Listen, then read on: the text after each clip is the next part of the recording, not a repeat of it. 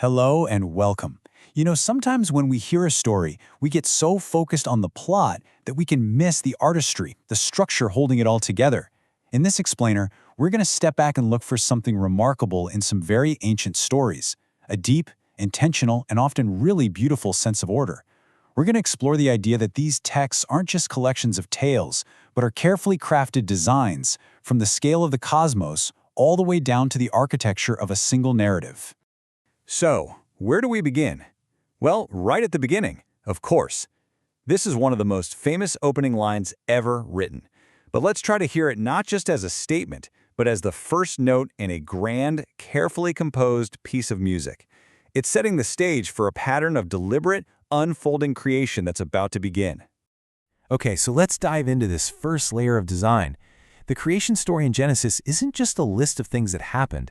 It has this distinct rhythm, a poetic pulse you can actually feel as you read it. And it's all built on repetition in a very clear sequence. The first thing you'll notice is this phrase, "Then God said." It happens again and again and again. Now, this isn't just lazy writing, it's the very engine of creation. Each time these words are spoken, a divine command pierces through the formless chaos to bring forth order. It's the constant driving beat of the story. And then, after each creative act, we get this wonderful declaration. Think of it like a divine quality check. It gives the whole process this sense of purpose and approval. Nothing is an accident. Each piece of creation is intentionally made, it's inspected, and it's affirmed as being part of a good and ordered whole. And finally, each creative period is capped with this refrain.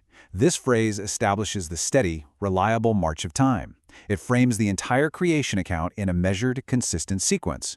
See, it's not some chaotic explosion of matter, it's a structured, day-by-day progression. So when you put them together, these three phrases create a powerful, predictable, and beautiful rhythm. But here's where it gets really mind-blowing. The structure goes even deeper than just rhythm. It's also symmetrical. The creation story is literally built into two parallel sets of 3 days. The first 3 days are all about forming. God creates the domains. So day 1, you get light and darkness. Day 2, the sky and water. Day 3, the dry land and plants. Then, the next 3 days are all about filling those exact domains. Day 4 fills the light and dark with the sun and moon. Day 5 fills the sky and water with birds and fish. And day 6 fills the land with animals and humans. It's not just a list, it's an elegant architectural blueprint. So, this impulse for order, it doesn't just stop with the cosmos. It extends to humanity too. The same principles of intentional design are applied to the challenge of building a community. Let's shift our focus from the cosmic to the communal and see what that blueprint looks like. Really think about that question. It's fundamental. A moral code tries to answer it, and you can see the 10 Commandments not just as a list of don'ts, but as that foundational design, a blueprint meant to build a just and functional community right from the ground up. And when you look at them this way, you see this elegant logic. The commandments aren't just a random list of rules. They're built on two foundational pillars, your vertical relationship with God and your horizontal relationships with other people. By establishing order in these two directions, the law creates a complete framework for a harmonious society. And this blueprint wasn't just an idea, it was meant to be built. Think of the instructions for the tabernacle. They are described with breathtaking precision, exact measurements, specific materials. It was a physical manifestation of this divine harmony, a sacred order placed right at the center of the community's life. Okay, so we've seen order in creation, in law, and even in sacred architecture. Now we get to the final, and maybe the most subtle layer of design. It's a hidden symmetry that's woven right into the fabric of the stories themselves, just waiting to be uncovered. Take the story of Joseph, for example. Scholars have long admired it as a masterpiece of literary art. This quote here highlights that its power comes from a deliberate, unified, and almost perfect structure. This is a story that wasn't just told, it was meticulously constructed. So how did they do it? To unlock this structure, we need to understand a really cool literary tool called a chiasmus. Now, it sounds complex, but the idea is actually pretty simple.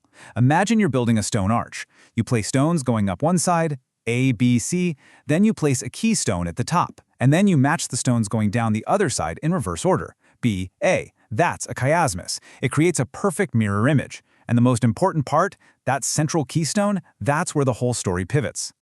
All right, just look at this incredible blueprint of the Joseph story. It's just perfect. The story starts at A with the brothers' hostility toward Joseph, and it finds its perfect resolution at the end in A prime, when Joseph reassures them. Joseph's apparent death in B is mirrored by his father, Jacob's actual death in B prime. See how that works? The first half of the story builds crisis after crisis, and the second half resolves each one in the exact reverse order. But what's the keystone? What's that central pivot, the X that the entire epic story turns on? The genealogy of Israel. The dramatic personal story of one man's life is designed to hinge on the identity of his entire people. It's a breathtaking piece of literary architecture. So, from the rhythm of creation to the logic of law to the hidden symmetry of a story, we find this deep, recurring theme of intentional order. It invites us to look closer, not just at these texts, but at all the foundational stories we tell ourselves. And it leaves us with one final thought. What other beautiful hidden patterns are just waiting to be discovered in the stories we think we already know by heart?